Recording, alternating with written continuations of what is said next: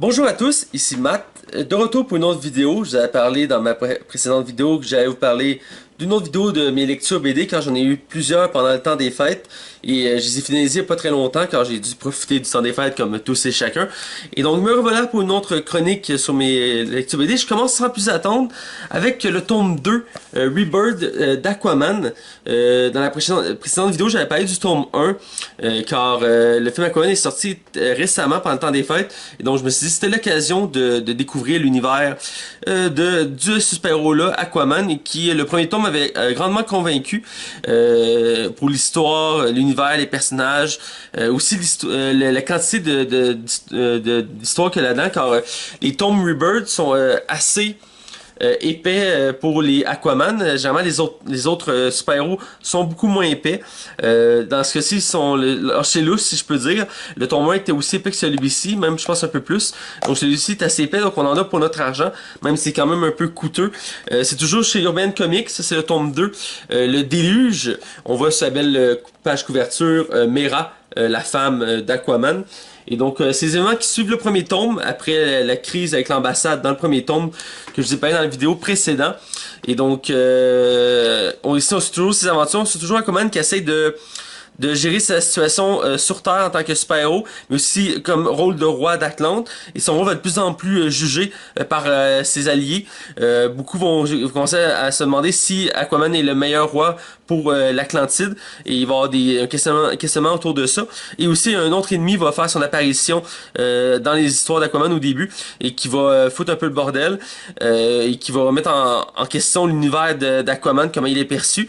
Et ça fait la suite directe au premier tome qui était excellent, qui j'avais bien aimé le concept, ça tournait autour de la création d'une ambassade pour unifier les peuples Atlantes et humains aux États-Unis.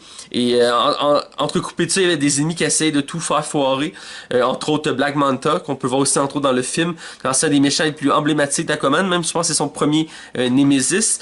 Et donc si c'est la suite des événements, je dirais que pour ce tome-là, j'ai été un peu moins enthousiaste que le premier. Je l'ai bien aimé quand même ce tome-là, mais j'ai accroché un peu moins sur l'histoire, sur les enjeux. J'ai trouvé que ça manquait un peu de mordant. J'aime toujours voir Aquaman évoluer. J'aime toujours les voir interagir. À certains moments, il interagit avec la Justice League. C'est intéressant parce qu'on voit son statut par rapport aux autres. Les dessins dans l'eau, c'est toujours beau à voir. Les combats, la dynamique ici est vraiment folle. J'essaie de trouver un dessin que de l'allure. Vous pouvez voir ici, je redresse, voyons, il y a une page que j'ai pas attrapée, voilà. Et donc,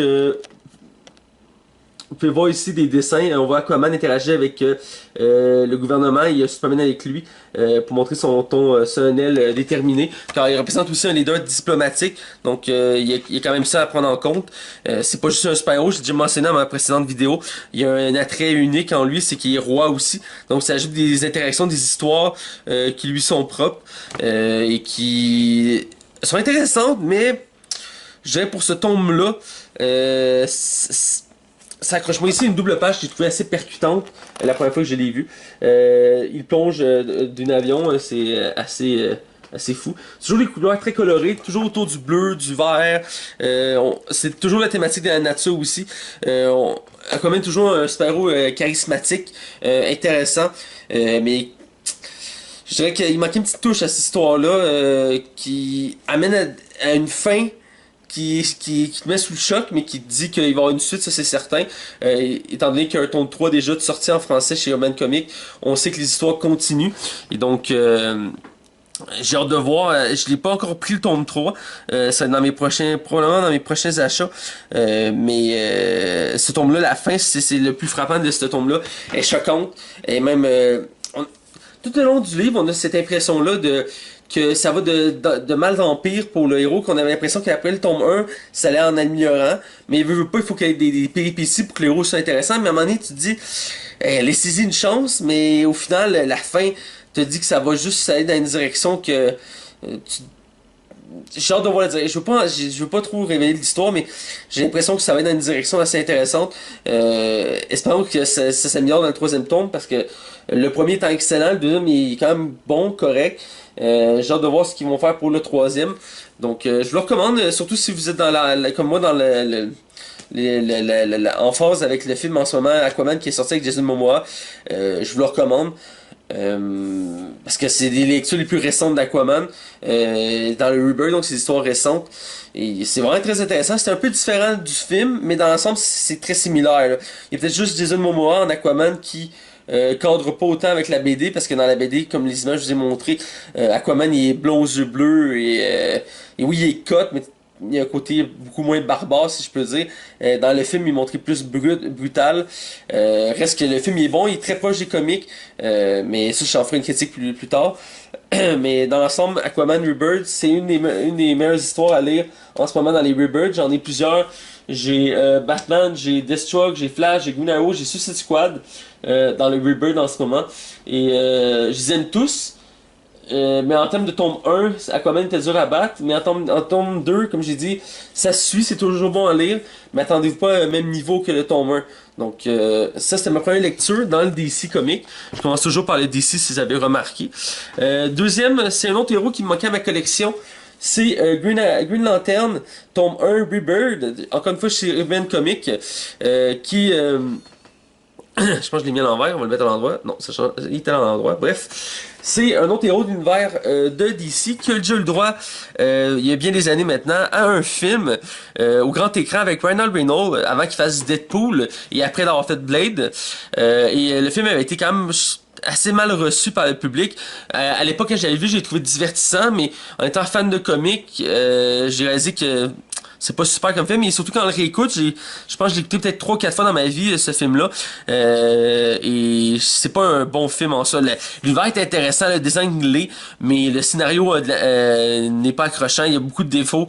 L'acteur principal est quand même bon, mais on sent qu'il maîtrise pas totalement le personnage. Mais bref, j'avais le goût de me remettre sur Green Lantern, car il y a un engouement depuis le film la Ligue des Justiciers, qui est sorti l'année passée et qui avait teasé l'univers des Green Lantern et qu'il allait avoir un film bientôt. Si mes informations sont bonnes, c'est pas avant 2020, donc c'est encore dans un certain moment. Reste que on va avoir un autre film de Green Lantern bientôt qui va permettre de redonner son image à ce héros-là, car à la base, pour ceux qui l'ignoraient, le film Green Lantern qui était sorti il y a quelques années était censé être la porte d'entrée de l'univers des DC au grand écran, mais vu que ce fut quand même un échec, ils ont attendu quelques temps, ils ont fait Man of Steel sur Superman, et donc celui-ci était le point d'entrée. Mais bref, on se concentre sur la BD Green Lantern. Ces événements de Rebirth, donc ces événements récents, tome 1, la loi de Sinistro. Donc comme le nom l'indique, ça va avoir un impact avec l'ennemi Nemesis à Hal Jordan, qui est le héros ici, Green Lantern. Pour mettre en contexte, Green Lantern, c'est une espèce de police galactique qui protège l'univers du mal, et donc ils se servent de la puissance de la lumière, de la volonté, qui est la lumière verte, et leur leader leur leader dans les comics est Hal Jordan, qui est un super-héros humain, qui est le premier humain à avoir eu le droit à un anneau des Green Lantern, et donc il est devenu le leader. Et dans ce tome-là, on assiste à c'est la continuité des événements de DC New 52, qui étaient les autres événements précédemment que j'avais lu. Et donc ici, c'est assez pareil si on n'a pas lu le New 52. C'est un peu déstabilisant, car l'univers ici est refaçonné. Les Green Lantern ne sont plus le centre de l'attention, le centre de l'ordre mondial de l'univers. Et donc il y a un nouvel ordre qui est l'ordre des Sinistro, qui dans le fond comme je dis, son Nemesis, qui est un ancien membre des Green Lantern, qui a fondé son propre corps de lanterne, qui est le Yellow Lantern, et qui sont eux basés sur la peur. Il existe différentes couleurs de lanterne par rapport à l'arc-en-ciel de lumière, donc le jaune représentant la peur, et donc il s'est rendu la peur qui dirige l'univers, et donc Hal Jordan va réapparaître dans ce contexte-là. Il va ramener la volonté au premier plan. Comme je disais, désolé, il y a un coupage dans ma caméra, donc j'espère que ça paraîtra pas trop dans le montage, mais comme je disais, c'est ça. On est dans le contexte que Hal Jordan va devoir se battre seul contre le corps des Yellow Lantern, et il va découvrir qu'il y a des nouvelles capacités, car la faculté de la lumière verte, eh bien, ça permet de créer des objets, des armes, ou d'envoyer de l'énergie face à son ennemi. Et donc, il va découvrir que ses capacités ont changé un peu depuis sa disparition, car dans les histoires précédentes, il va avoir disparu. Et là, il revient avec des capacités, je pourrais dire, améliorées. Et vraiment, j'adore beaucoup les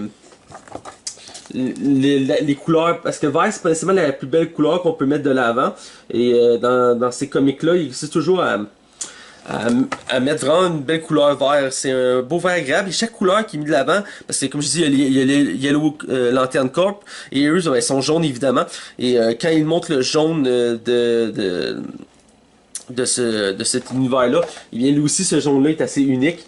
Donc on peut voir ici d'autres belles planches où qu'on peut voir une interaction entre le vert et le jaune. On voit vraiment qu'il y a une distinction entre les deux couleurs. C'est vraiment une belle démarcation. J'aime beaucoup les dessins dans ces comics-là de Green Lantern. C'est toujours très coloré, toujours très magnifique à voir à l'œuvre. Voyons, les dessins, moi, j'y trouve dans les plus beaux que j'ai vu dans les DC à date. Il y en a qui sont un peu moins travaillés, brouillons, mais dans le cas ici présent, c'est vraiment des belles couleurs, des beaux dessins.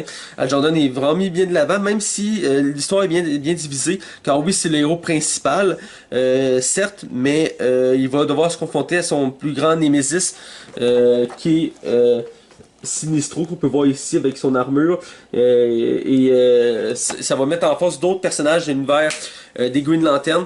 Je ne vais pas tout révéler de l'histoire évidemment pour vous laisser des surprises, mais il va y avoir beaucoup de personnages qui vont interagir dans cette histoire-là, et il va y avoir des beaux retournements de situation, et ça va montrer aussi que depuis très longtemps dans les comics, on dépeint souvent, on dépeint les Yellow Lantern comme étant le mal absolu, et que le mal est le mal, il peut pas avoir de, tu sais, c'est blanc ou noir.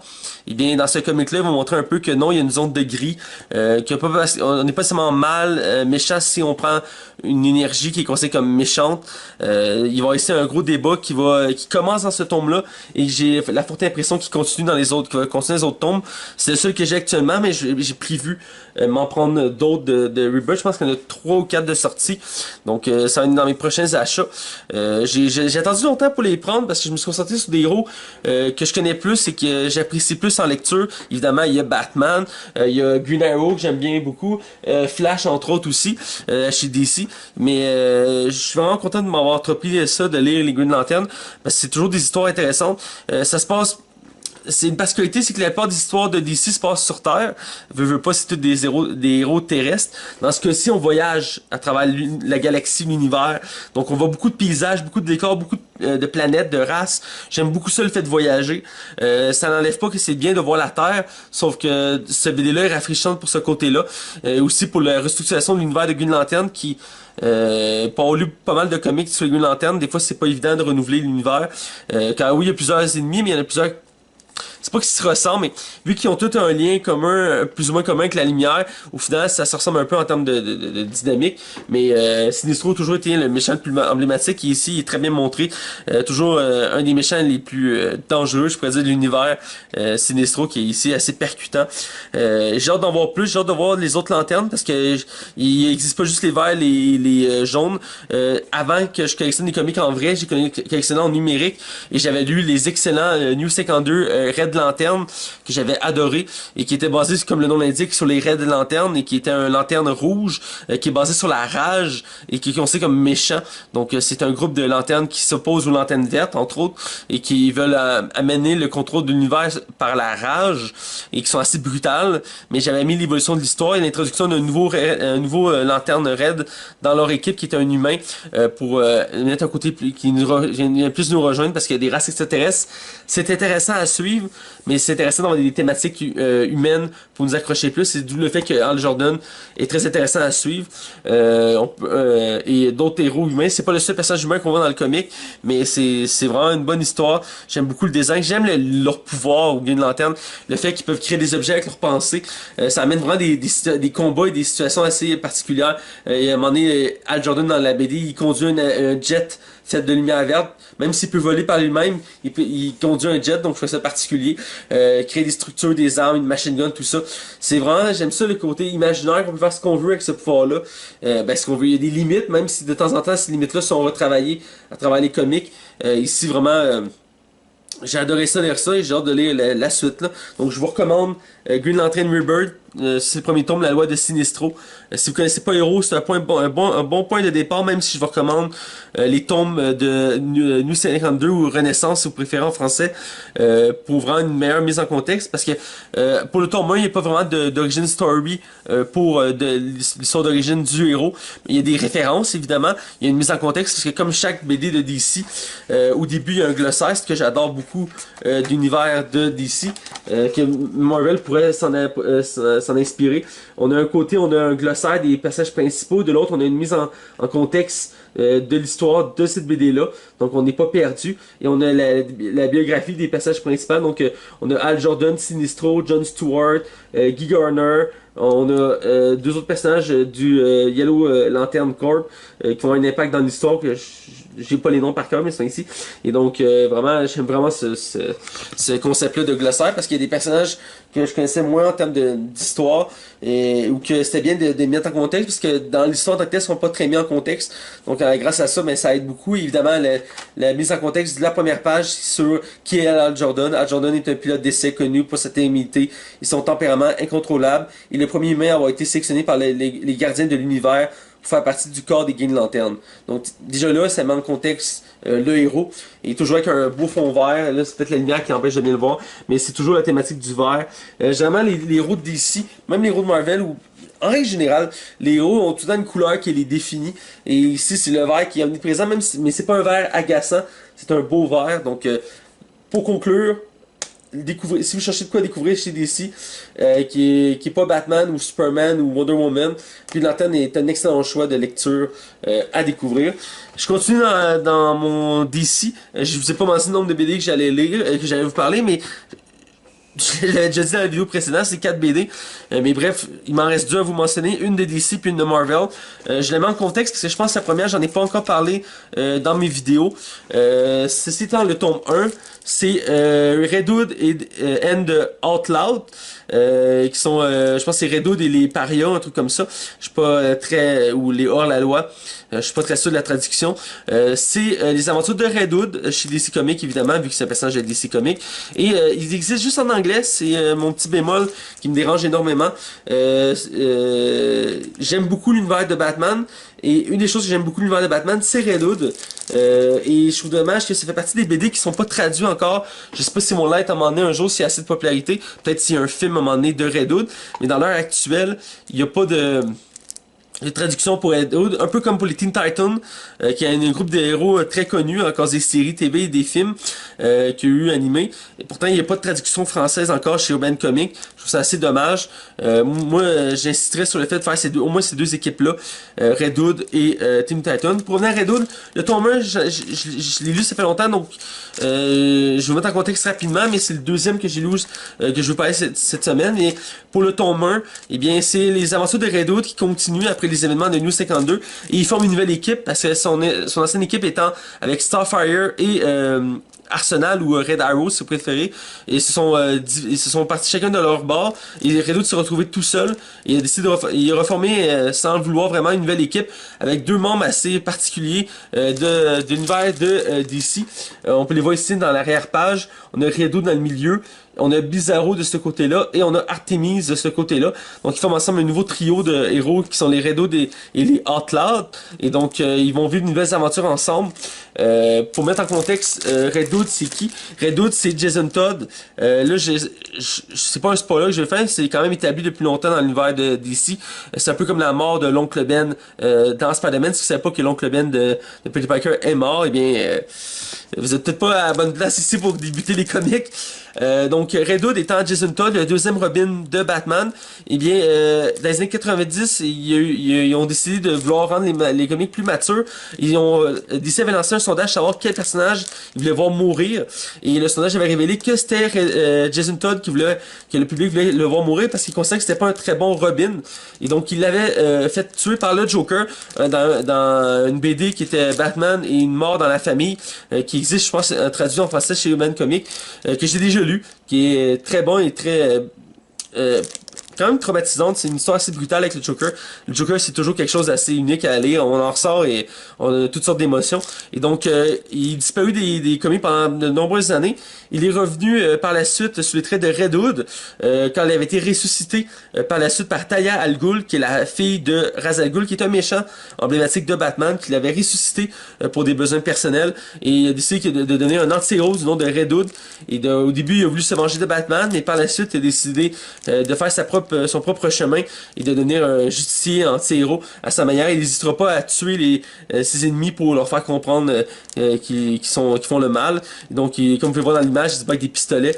Il porte le masque du fait du Red Hood, car c'est inspiré entre autres du personnage qui était le Joker avant, parce qu'avant d'être le Joker était connu sur le nom de Red Hood, qui était un chef d'un gang des Red Hood qui portait un masque rouge, qui faisait des méfaits.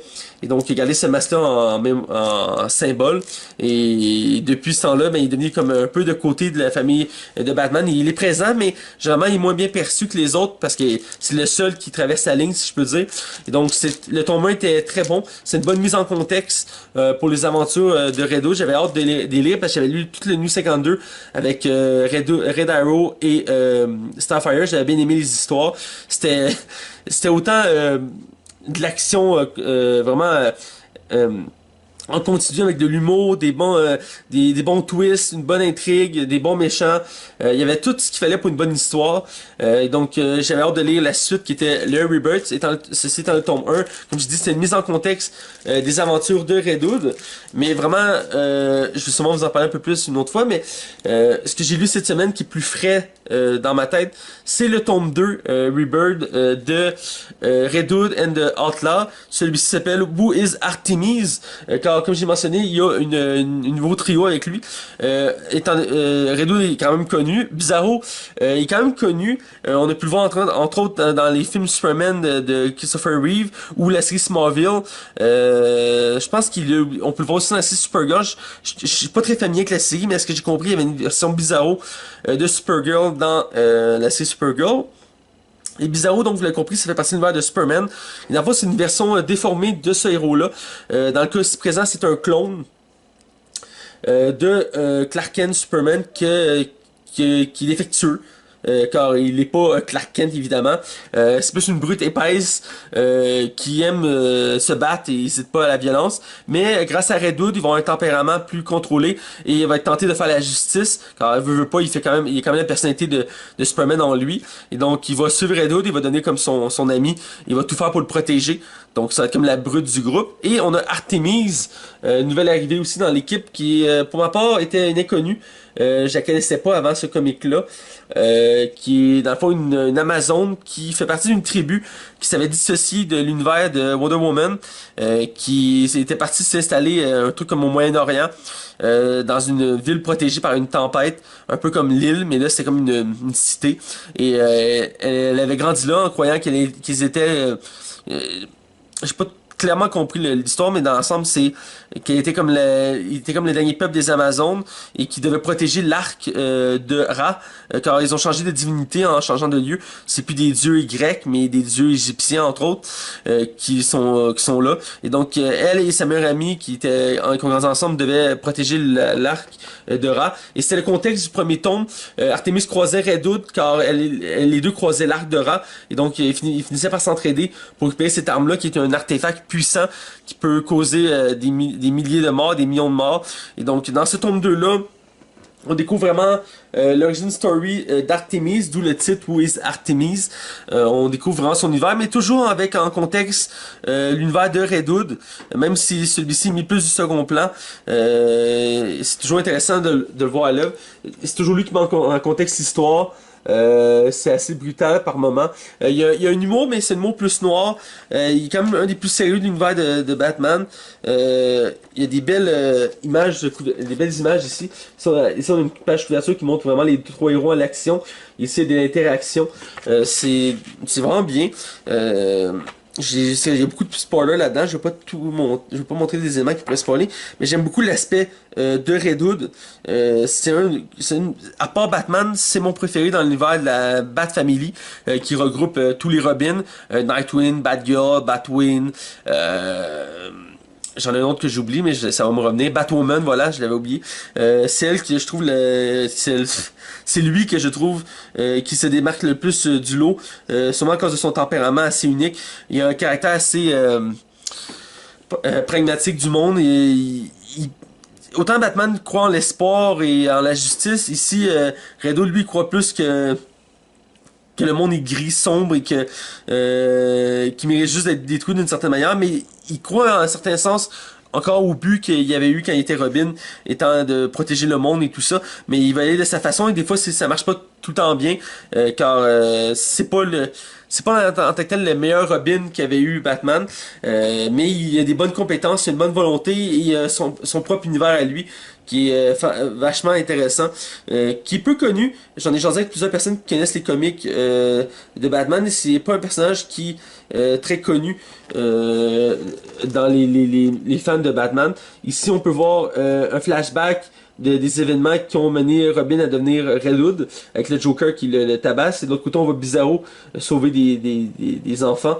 vraiment deux mises en contexte vraiment très différentes mais qui montrent l'aspect super-héroïque que même dans un côté quand on vient d'un désordre, de quelque chose qui a mal fonctionné, quelque chose qu'on n'a pas dû être là ou qu'on est une abomination ou qu'on a été élevé dans le mensonge sur notre vie, eh bien on peut quand même faire des bonnes choses. C'est le résultat de ce trio là qui en le lisant, j'ai réalisé que ça me faisait penser au trio principal de la Justice League, car on a Red Hood qui représente Batman, Bizarro représente Superman, et Artemis représente Wonder Woman. Donc ici, on a droit à un trio déformé, si je peux dire, de l'univers, de la trinité de la Justice League, car la Justice League est souvent représentée par trois héros, qui étant Batman, souvent représenté comme le chef du groupe, Superman, qui est le héros le plus connu, et Wonder Woman, qui est la Amazone, qui est aussi très connue.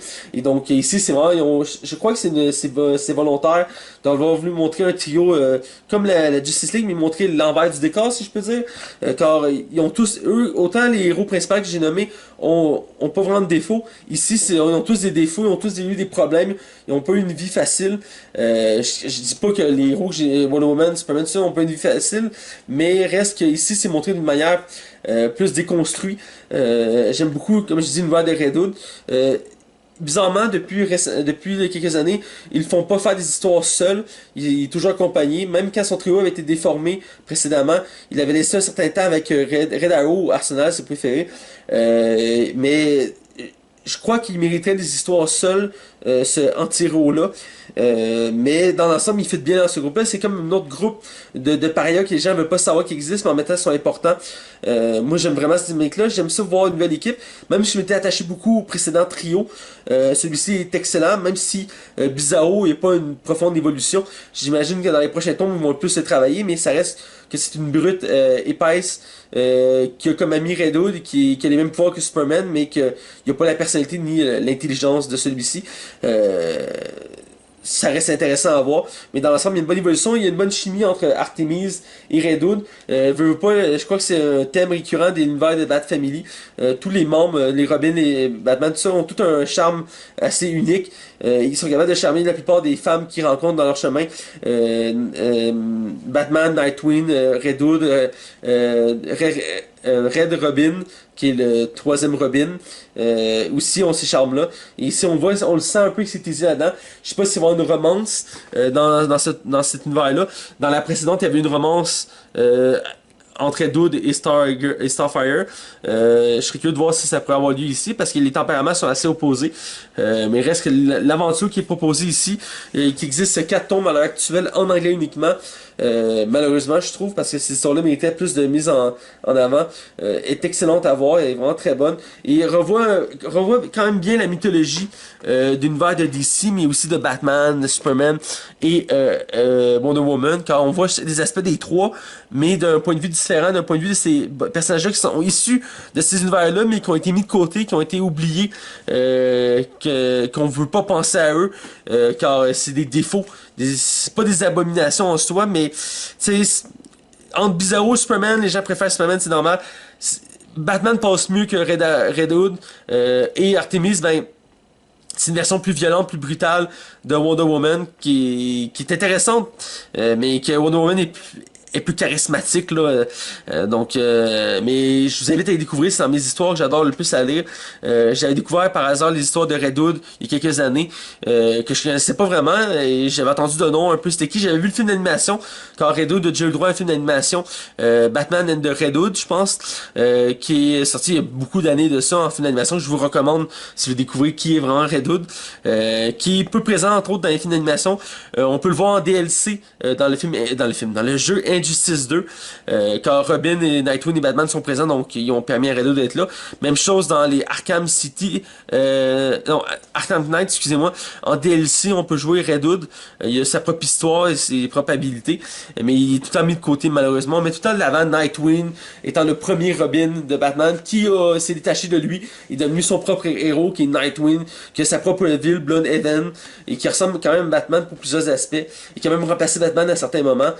Ici, vraiment, on a Red Hood, qui est le deuxième, et que entre les trois principales Robins qu'on a eu le droit, je compte pas le dernier qui est à May Wayne, c'est le moins mis de l'avant, je trouve dommage, car c'est lui qui a univers le plus fou, si je peux dire. Donc j'ai hâte de lire les deux prochains tomes. Je sais pas combien il va en avoir, c'est toujours en création en ce moment, mais je suis à 2 tomes sur 4 pour l'instant, et vraiment c'est très bon. Et il y a une particularité, il faut que je mette le point là-dessus. En anglais, les comics sont moins chers qu'en français. J'imagine du fait qu'ils sont pas traduits, qu'ils sont juste mis en papier et expédiés, et qui arrivent directement des États-Unis, que les traductions y arrivent d'Europe. Donc ils sont moins chers, c'est un avantage, mais je recommande toujours de lire du francophone le plus possible. Mais dans ce cas-ci, je peux plus m'empêcher. J'ai fait des recherches, tout ça, et malheureusement, Red Hood n'est pas privé au programme pour les traductions, donc j'ai pas pu m'en empêcher. C'est le seul DC à l'heure actuelle que je lis en anglais. Il y a Teen Titans que je commence à être tenté de le faire parce que j'ai l'impression qu'eux aussi, ils ne veulent pas les traduire. Ils préfèrent faire des comics sur les Teen Titans Go, qui sont, ma foi, en tout cas, c'est vraiment une mauvaise version de cette équipe-là qui méritait vraiment mieux que ça. Bref, j'achève mon tour d'horizon de mes lectures avec ma dernière lecture, qui est Daredevil. Je vous ai parlé du tome 4 dans ma précédente lecture. J'avais mentionné que j'étais en train de lire le tome 5. Chose faite, chose due. J'ai lu le tome 5 de Daredevil chez Panini Comics. Le tome 5 s'appelle Justice. Toujours chez 100% Marvel. Qui sont ceux qui font les histoires récentes de Daredevil. C'est le dernier tome de l'histoire de ceux-là, qui s'est déroulé en 5 tomes. La suite se continue dans les tomes Legacy. Je viens de m'acheter et procurer le dernier tome à l'heure actuelle de Daredevil. Et ce qui est particulier, c'est que ça revient au tome 1. Mais c'est qui est Legacy à côté du titre Daredevil. Mais j'ai vérifié l'histoire, c'est bien la suite de ce tome-là. Sauf que c'est Legacy, c'est maintenant les histoires actuelles de nos héros. Et pour l'heure actuelle, j'ai pris Daredevil et Punisher pour me mettre à jour, car c'est deux héros que j'aime beaucoup. Et donc j'ai hâte de continuer à aller. Et donc tome 5 de Daredevil, on continue les événements des précédents tomes. Cette fois-ci, Daredevil a une idée audacieuse qui pourrait changer la façon de voir la justice aux États-Unis. Il va vouloir proposer un projet de loi qui avait été utilisé dans le précédent comic. Et donc, dans celui-ci, son projet de loi va être mis de l'avant. C'est quoi? Eh bien, c'est audacieux, vous allez voir. Daredevil veut proposer à la cour de New York d'accepter les super-héros comme témoins de crimes et comme source de témoignages pour élucider des cas en cours de justice. Et il va vouloir le prouver en mettant de l'avant Daredevil qui va être témoin d'un crime et qui va vouloir témoigner pour ce crime-là et de mettre sous les barreaux ces méchants-là qui sont un gang assez secondaire de l'univers de Marvel. Et pour ce faire, eh bien, il va mettre en place un plan qui va impliquer qu'il ne doit pas directement s'impliquer, car si un super-héros s'implique dans un crime, il commet lui-même un crime, car ils sont considérés comme tolérés mais pas légal les super-héros. Et donc il va mettre son plan en branle. Ça, c'est les premières pages qui met vraiment la saveur de l'univers, toujours très sombre, très urbain. Et on a le droit aussi à d'autres héros de l'univers de Marvel. Il va y avoir entre autres Luke Cage qui va faire son apparition dans ce comic-là, qui va l'aider dans son plan. Il croit au projet lui aussi. Et donc, dans les voir, il va avoir un plan audacieux qui peut écouter toute sa vie. Parce que dans les précédents tomes, je l'avais mentionné dans la vidéo, mais il va retrouver sa vie stable, anonyme, en tant que procureur de la couronne, et toujours en tant aussi Daredevil la nuit. Il a plus ou moins stabilisé sa vie, même s'il y a eu quand même un problème qu'il a dû régler, un problème qu'il a eu avec son protégé Blind Spot et que ça n'a pas super bien été. Mais dans l'ensemble, il a pu restabiliser sa vie et mettre un plan à l'avant qui est assez audacieux que je suis curieux qu'il l'ait pas fait avant. On peut voir ici des pages où il se sent voyons, je l'ai mis à tenir. Ses facultés, ça c'est son sens radar. C'est toujours montré d'une façon comme un radar tout simplement, mais en rouge vif, et qui montre en arrière-plan la scène et en devant-plan le pouvoir de Daredevil. Et là ici, c'est qu'il écoute une discussion qui se passe dans un huis clos, donc ailleurs que lui, pendant qu'il discute à savoir si c'est une bonne idée d'impliquer Daredevil au tribunal. Et tout le long de la BD, eh bien, ça va être interaction par interaction, plusieurs méchants vont vouloir empêcher ce projet-là d'avoir lieu et ils vont tenter plusieurs techniques, entre autres de vouloir tuer Matt Murdock et tuer Daredevil des deux côtés, sachant évidemment que ni un ni l'autre sont reliés, personne ne le sait. Donc ils vont tenter de les tuer les deux de chaque bord et vraiment on a droit ici, je vous ai montré des planches de Daredevil. Ici, on a droit des planches de Matt Murdock qui fait ses discours à la cour. C'est vraiment une des interactions intéressantes de la BD de Daredevil. C'est qu'on a autant l'univers de Daredevil la nuit et le jour en tant qu'avocat qui va faire des dialogues, qui va interagir en montrant qu'il est aveugle. Et j'ai perdu mon idée. Mais tout ça pour dire que l'histoire va être vraiment percutante, il y a beaucoup de méchants, il y a quelques flashbacks intéressants, il y a une histoire finale à la fin qui est assez troublante. Dans l'ensemble, le projet est très ambitieux de vouloir faire en sorte que les super peuvent témoigner. Est-ce que le résultat est positif ou négatif? Je vous le dis pas, je vous laisse découvrir dans le comic en soi, mais ce que je peux vous dire, c'est que la fin du comic donne le goût absolument de lire la suite, car elle est choquante. La dernière page, j'étais comme non, non. Ah, c'est sûr ça va mal virer, c'est sûr. Mais c'est toujours le fun de voir Daredevil se battre, interagir avec ses amis, ses ennemis, avoir comment je dis ça, des complexes moraux, parce qu'il va toujours douter de lui, il va toujours avoir des questions morales en lui. Mais c'est un héros qui est vraiment intéressant. Il a eu le droit, je l'ai déjà mentionné, mais à une série TV de 3 saisons à l'heure actuelle. Elle a été annulée, mais rien ne dit qu'elle va être renouvelée par la plateforme Disney Plus pour d'autres saisons, car c'est la meilleure des séries Netflix de Marvel. Et c'est un héros qui est vraiment bon, qui a un bel univers très sombre, très urbain. J'ai déjà mentionné, je sais, je répète souvent ça, mais dans le précédent vidéo, mais c'est un héros qu'on aime suivre parce que il est humain, il est terre à terre. On se reconnaît plus en lui parce qu'on reconnaît son environnement, on connaît ses faiblesses, ses atouts, on connaît son univers, c'est un avocat, il essaie de faire la part des choses, il est pas multimillionnaire, il a pas des super pouvoirs en tant que tel énormes. Oui, il est aveugle puis il a un sens de radar assez particulier, il est super bien entraîné pour se battre, tout ça. Mais ça reste un héros intéressant à voir, j'aime ça le voir, il y a du sang des fois, il peut être essoufflé, il va avoir des questions, il va débattre de lui-même, c'est vraiment bien et j'ai aimé le fait que dans les autres tomes, encore une fois dans celui-ci, ils ont essayé d'y mettre en anglais on appelle ça un sidekick, un partenaire, et Blind Spot, et lui aussi a une évolution assez particulière à travers les tomes depuis le premier tome de Daredevil.